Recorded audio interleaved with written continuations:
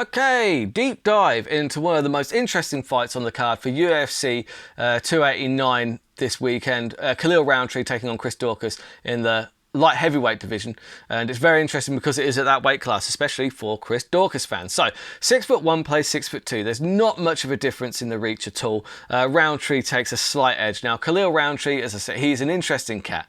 He used to be 300 pounds, he's overweight, he got into martial arts, he's a real inspiration, he's a knockout artist, and he really is. He's very dangerous, he hurts people, especially after he went to Thailand. You've got to take note, because before he went to Thailand, I think he just knocked out Gokhan Saki, and he'd already had knockouts over Paul Craig as well. Like he's doing really well, and he went to Thailand, and he came back, and we saw him fight Eric Anders, and all of a sudden he's throwing these leg kicks, and he's doing this real nice like Thai boxing stance, and it really worked for him.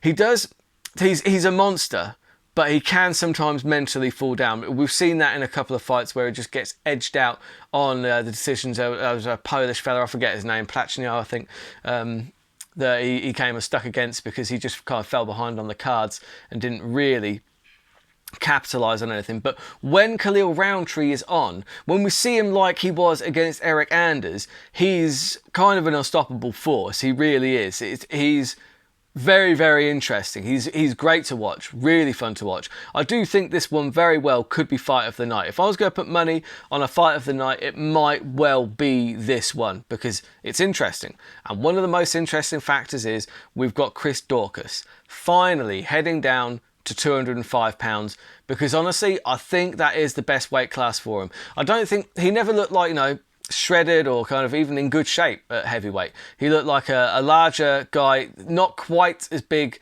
enough for heavyweight, but he used his speed to absolutely destroy some of the larger, slower heavyweights. Unfortunately, then he started coming across some of the guys. I mean, Chris Curtis caught him with this huge right cross that just knocked his head off, and it just generated so much power. And I'm not saying that Curtis was necessarily faster than Daukaus in that exchange. He just cracked him. Jairzinho Rozenstruik, I thought that was going to be the case as well. Really, he kind of messed him up. It was just, he started to come unstuck against some of the better heavyweights in the division. That is just how it is. Because, yeah, that was what he relied on. He relied on his speed more than anything. And he looked really fast against guys like Parker Porter, Alexei Olenek, Abdul Akhminov, right? Very easy for a lighter guy who could be a light heavyweight to look very fast against those kind of guys. Now, one thing I would note is that Daukaus does have a Brazilian Jiu-Jitsu black belt. Now, we've rarely seen him use it. I think the best route, the path of least resistance for Chris Daukaus here is going to be to try and win some grappling exchanges, get some scrambles, and take Rountree down to the ground.